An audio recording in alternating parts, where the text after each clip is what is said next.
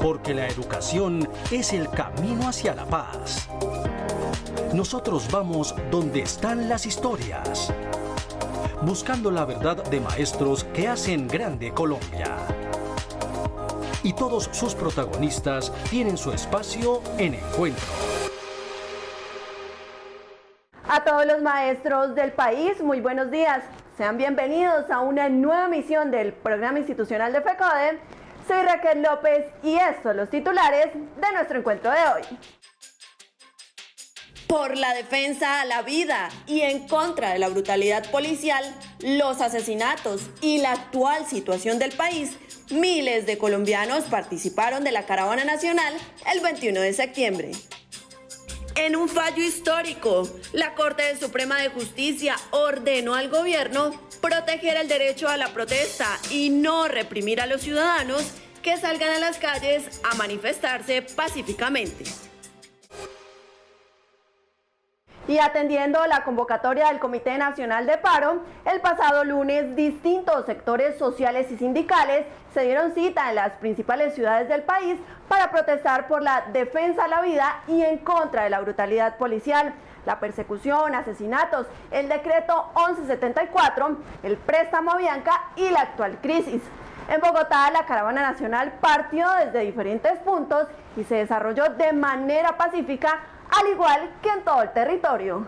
El país se volcó nuevamente a las calles. Docentes, sindicatos, estudiantes, artistas, indígenas y ciudadanos del común se movilizaron en carros, bicicletas, motos para rechazar las medidas del gobierno del presidente Iván Duque.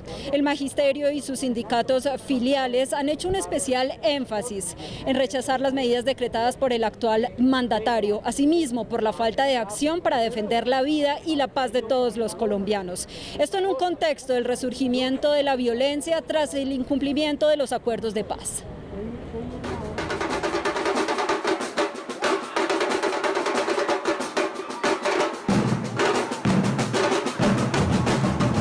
Centrales obreras han dicho que vienen en rechazo al decreto 1274, una reforma laboral y pensional que atenta contra los trabajadores y las inmensas mayorías nacionales.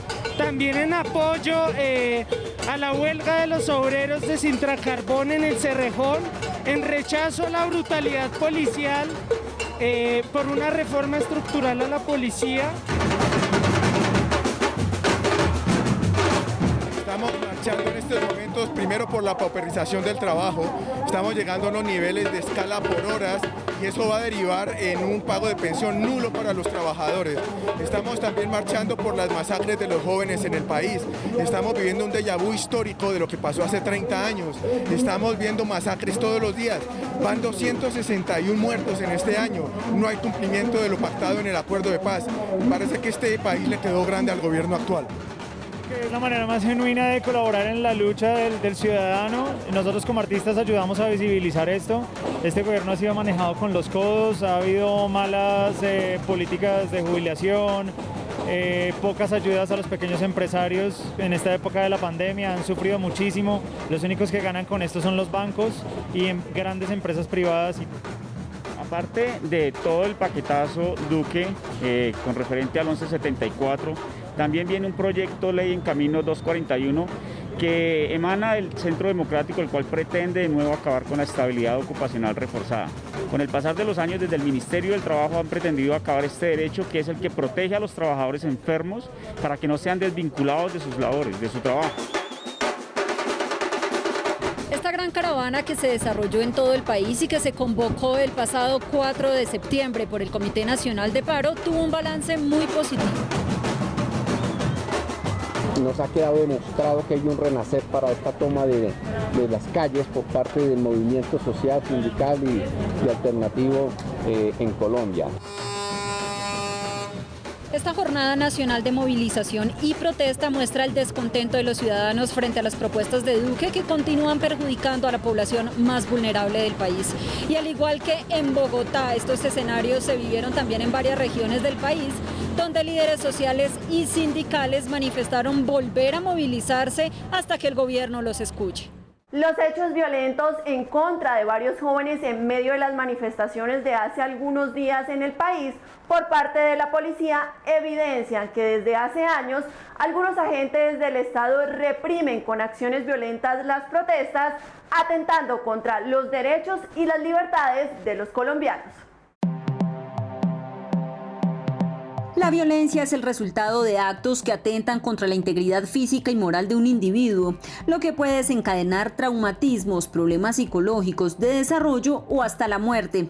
Es tan vieja como el mundo y la historia. Sin embargo, aunque en Colombia la fuerza pública se instauró con el fin de mantener las condiciones necesarias para el ejercicio de los derechos y libertades públicas y asegurar la convivencia pacífica y la paz ciudadana como lo establece la Ley 102 de 1944, la Ley 62 de 1993 y el artículo 217 y 218 de la Constitución Política, entre otras normas, a la fecha estos principios en algunas ocasiones se han quedado en el papel. La violencia policial es una problemática que está ligada a la doctrina de seguridad guerrerista que caracteriza a la Policía Nacional de Colombia, que viene desde años atrás.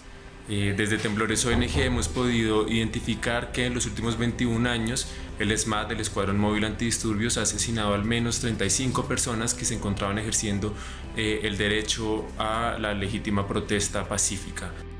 Si bien es responsabilidad del Estado garantizar la seguridad y mantener el orden público dentro de su territorio, así como salvaguardar los derechos humanos y civiles por medio de la fuerza pública, la función que cumple la policía consiste también en vigilar y controlar los conglomerados humanos, pero no a través del uso de la violencia, porque con este accionar se ha atentado contra los derechos y libertades ciudadanas, como ocurrió hace años con los llamados falsos positivos o hace unos días en Bogotá y otras ciudades del país donde hubo muertos y heridos a causa del abuso policial.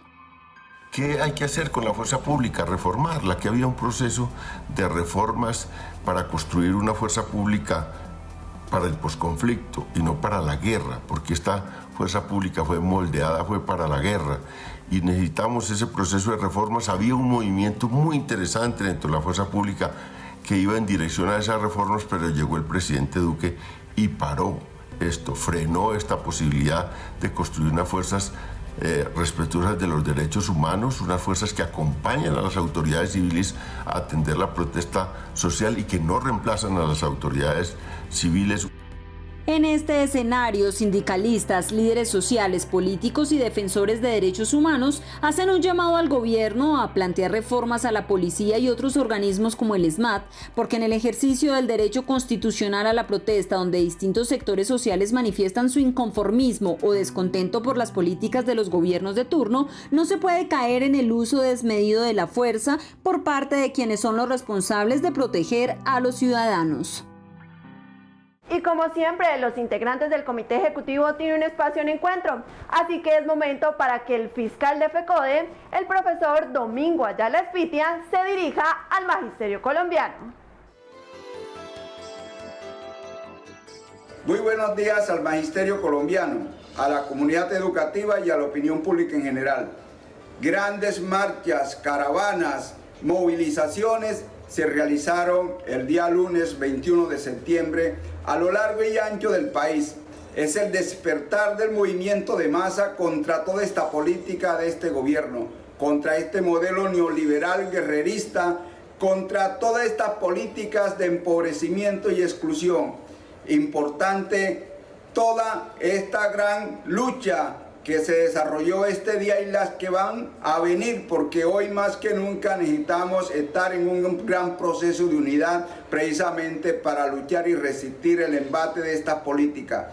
Importante la sentencia de la Corte Suprema de Justicia, donde se plantea que la protesta pacífica, la protesta pública es un derecho fundamental. Aquí este gobierno no puede amedrentar al pueblo colombiano para que se exprese en contra de esta política. Pero además también importante la sentencia de la Corte Suprema de Justicia en el sentido de declarar la huelga como instrumento de lucha y de presión de los trabajadores, que lo declara precisamente un derecho fundamental y humano. Esto es importante, además de la sentencia de la Corte Constitucional que declara inconstitucional el decreto 811 11 que pretendía el gobierno por esta figura generar enajenación de los bienes del Estado al servicio de las privatizaciones. Estamos discutiendo lo del defensor del usuario como un elemento importante para lograr de que nuestros servicios médicos y todo lo que tiene que ver con nuestra salud se preste en condiciones dignas. Por ello es importante desarrollar toda la lucha que oriente FECODE, el Comité Nacional de Paro, la Central Unitaria de Trabajadores. Necesitamos hoy más que nunca impulsar lo del pliego mínimo que permita resolver muchos problemas que ha generado esta pandemia. Muchísimas gracias y un feliz fin de semana. Yo soy maestra y no adoctrino niños para la guerrilla. Al maestro se le respeta. Y precisamente para evitar el uso de armas letales y químicas por parte de la fuerza pública en las manifestaciones, la Corte Suprema de Justicia emitió esta semana un fallo histórico en el que protege la protesta pacífica y prohíbe al SMAT usar armas como la que causó la muerte de Dylan Cruz. En un fallo expedido el pasado 22 de septiembre, la Corte Suprema de Justicia ordenó a las autoridades involucradas en el manejo de las movilizaciones adoptar acciones para garantizar el ejercicio a la protesta pacífica. Esto tras la revisión de pruebas de actuaciones arbitrarias y violentas que ha tenido la fuerza pública contra quienes de manera pacífica salen a las calles a ejercer el derecho constitucional a manifestarse. Este fallo corrobora evidentemente que hay una sistematicidad, un problema estructural en la Policía Nacional de Colombia y obviamente en quienes lo definen y en quienes los ordenan, el Ministerio de Defensa, de ver las protestas, obviamente democráticas y pacíficas que realiza la población como actos exactamente de insubordinación. Cabe resaltar que esta decisión por parte de la Corte es producto de una tutela presentada por 49 ciudadanos y movimientos que consideraron que el gobierno y el SMAT se excedieron durante las manifestaciones de noviembre pasado y que terminaron, entre otros hechos, con la muerte de Dylan Cruz, dejando en evidencia una problemática nacional de intervención sistemática, violenta, arbitraria y desproporcionada de la fuerza pública en las manifestaciones ciudadanas. Finalmente, es necesario que la Corte Suprema garantice los derechos de la población. Es fundamental que la Corte Suprema sea un bastión, sea un baluarte de la garantía de nuestros derechos ciudadanos, como el derecho a la protesta, como el derecho a la manifestación popular. Eso es lo que hace viva una democracia. En este fallo de 171 páginas de la Corte Suprema, también ordena al gobierno a reestructurar con varias medidas el uso de la fuerza, suspender las escopetas calibre 12 de uso del SMAT, abstenerse de estigmatizar a quienes protestan, proteger la libertad de expresión y expedir un acto administrativo en el cual se ordene a todos los miembros de la rama ejecutiva la neutralidad cuando se produzcan manifestaciones no violentas.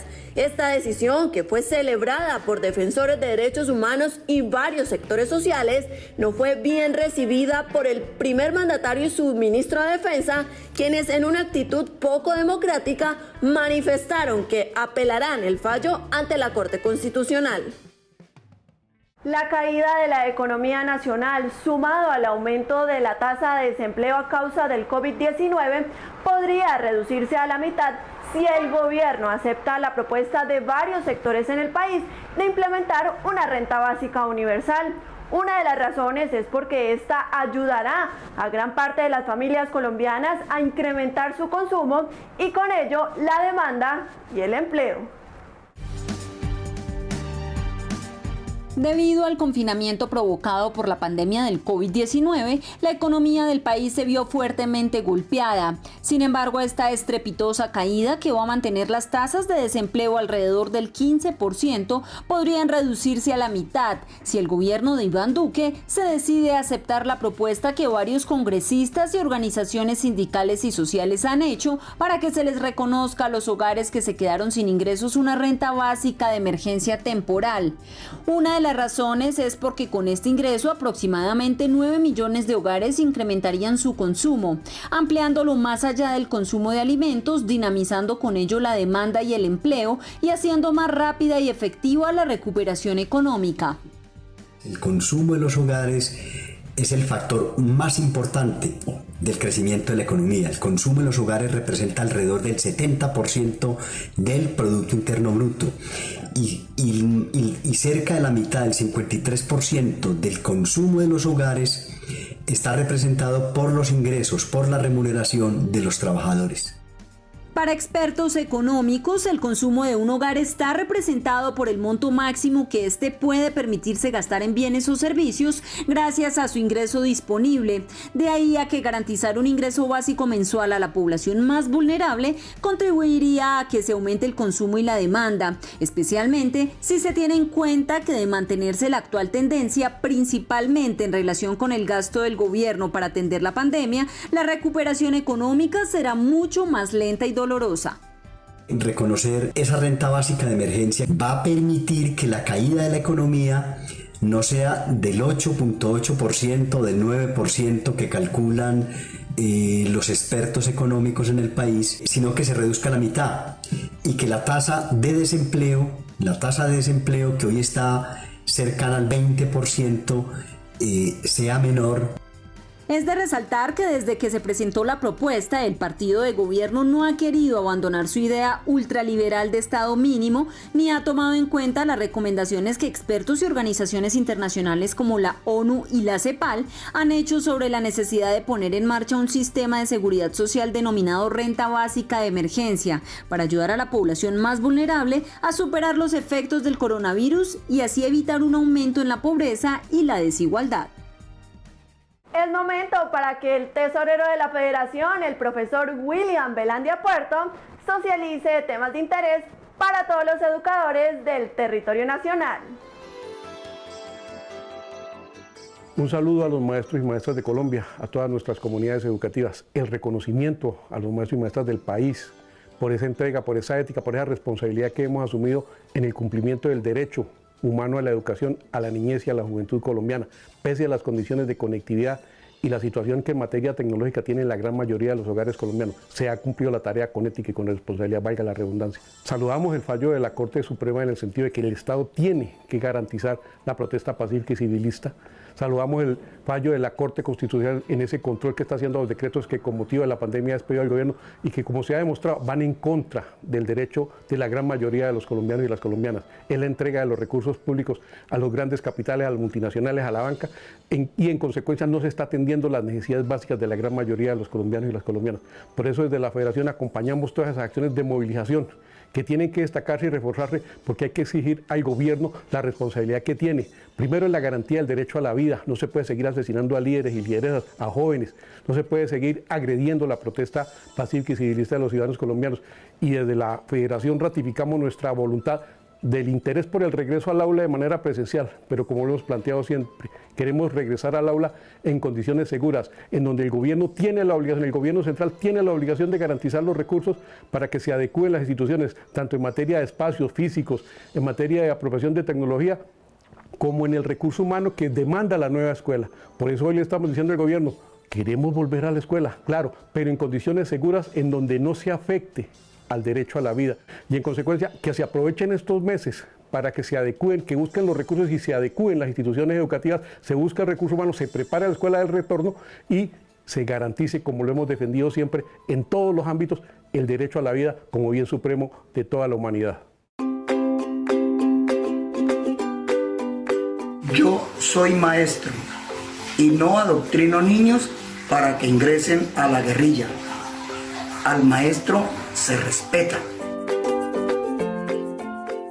Mediante una carta conjunta enviada a la alcaldesa mayor de Bogotá, Claudia López, y su secretaria de Educación, FECODE y la ADE le describieron punto a punto todas las falencias de la educación pública en la capital del país, evidenciando así que el distrito no cuenta con las garantías suficientes para el retorno a las aulas en medio de la pandemia. Tras el anuncio de la alcaldesa mayor de Bogotá, Claudia López, de retornar a una nueva normalidad en medio de la pandemia, FECODE y la ADE le enviaron el pasado 14 de septiembre a la mandataria y su secretaria de Educación, Edna Bonilla, una carta conjunta en donde le expusieron detalladamente en 7 puntos las precariedades que atraviesa la educación pública en la capital del país, con el fin de visibilizar que las instituciones no cuentan con las condiciones para que los niños y jóvenes regresen a los colegios en estos momentos, porque se pondría en riesgo a toda la comunidad educativa. Una reunión con la alcaldesa donde le planteamos la necesidad de que se miren las condiciones de los colegios este semestre, se mire cómo se va a fortalecer la infraestructura y también planteamos que no es prudente, faltando 25 días para que termine el periodo académico o para que termine el año, regresar a clases. En los 7 puntos presentados se evidenció principalmente la latente amenaza del virus, el frágil sistema de salud con el que se cuenta y la poca inversión para garantizar una educación pública segura y de calidad frente a la pandemia. Asimismo, se anexó en la carta 3 propuestas basadas en la aceptación en el retorno a las aulas cuando científicamente no haya amenazas a la salud y la vida. Además, que la administración distrital proceda a trabajar en los términos de la emergencia educativa y que se materialice el apoyo de la alcaldía a la reforma del sistema general de participación. Ha sido bastante complicado que logre entender la alcaldesa que definitivamente en esta época los niños no pueden asistir a las aulas, no pueden estar con otros compañeros, porque tampoco están dadas las condiciones, no hay los elementos de bioseguridad. Esta situación hace que FECODE y la ADE hagan un llamado a la administración distrital para que sea responsable con el sector educativo y mantenga un diálogo fluido con la organización sindical, porque si en el Congreso se pudo prevenir el contagio por COVID-19, teniendo todos los protocolos, ¿qué se puede esperar en los establecimientos educativos de la capital y el país, en donde el Estado no ha intervenido por años en infraestructura o servicios públicos? En Encuentro, información de interés para los docentes del territorio nacional. El 24 de septiembre de 1966, un grupo de unos 400 maestros y maestras salieron de Santa Marta y caminaron 1.600 kilómetros hasta llegar a Bogotá, en donde fueron recibidos por una gran multitud, entre ellos el presidente Carlos Lleras Restrepo, luego de 33 días de recorrido. Esta caminata, que el jueves conmemoró 54 años y que en su época recibió el apoyo y la solidaridad de varios sectores del país, es considerada como una de las más valerosas, importantes y representativas protestas laborales en la historia de Colombia. La marcha del hambre se hizo para el mejoramiento, para el desarrollo, para que el maestro fuera realmente maestro, para que no fuera aspirante, para que no le pagaran con ron. Y no solamente luchamos por el maestro, sino por la ampliación de la cobertura educativa. Nos vimos obligados a viajar a pie, ya que no teníamos dinero para pagar pasajes, porque en esa época nos adeudaban 8 meses de sueldo. En el departamento hicimos reuniones en varias ocasiones, reclamando, pidiendo que nos reconocieran nuestros sueldos, y eran oídos sordos del gobierno departamental. Por eso tuvimos que recurrir al gobierno nacional.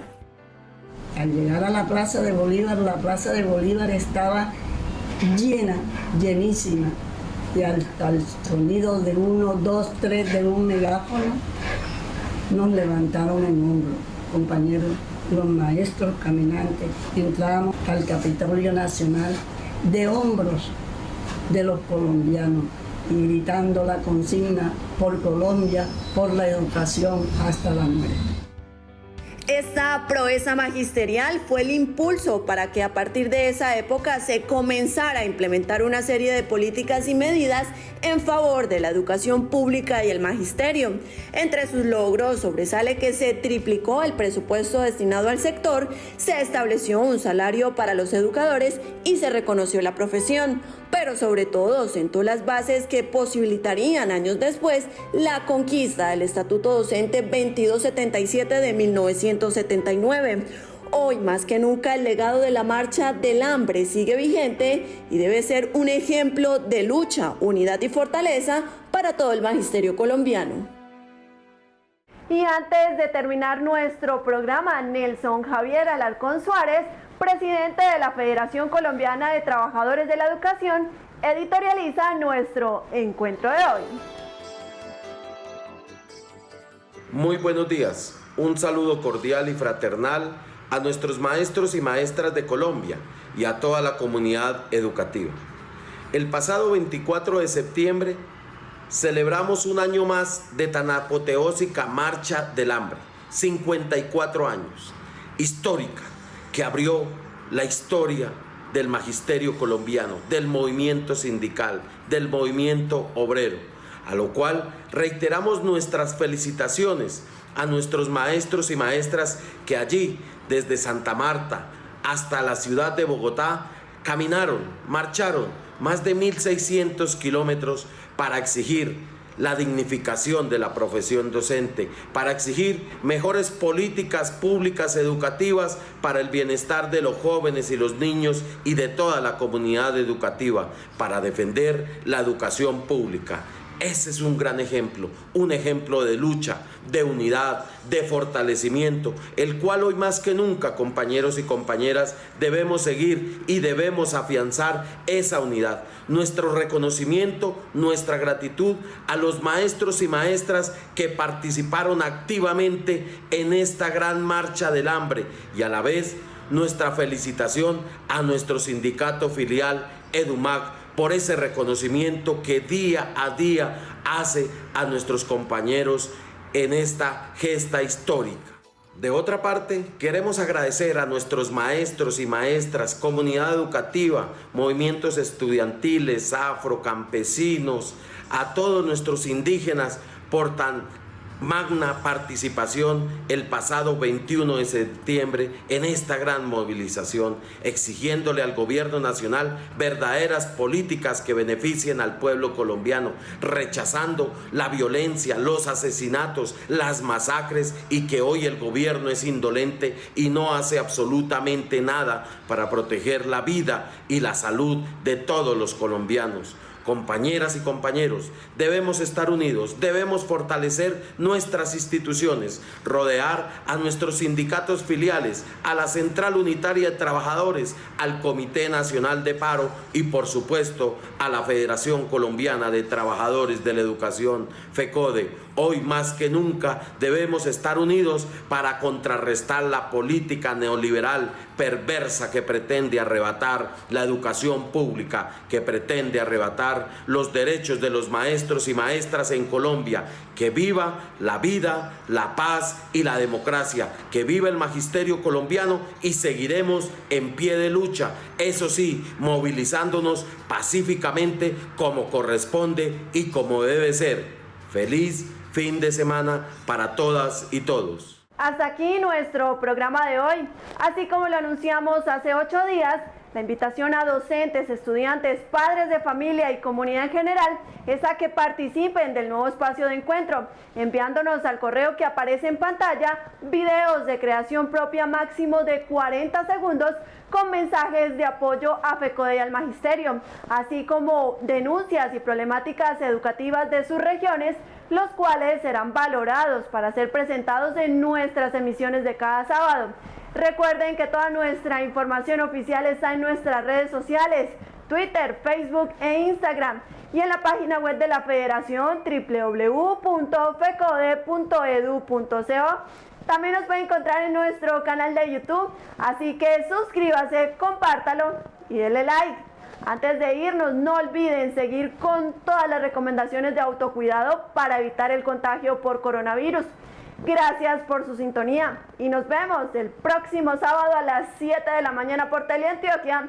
Feliz día y feliz fin de semana.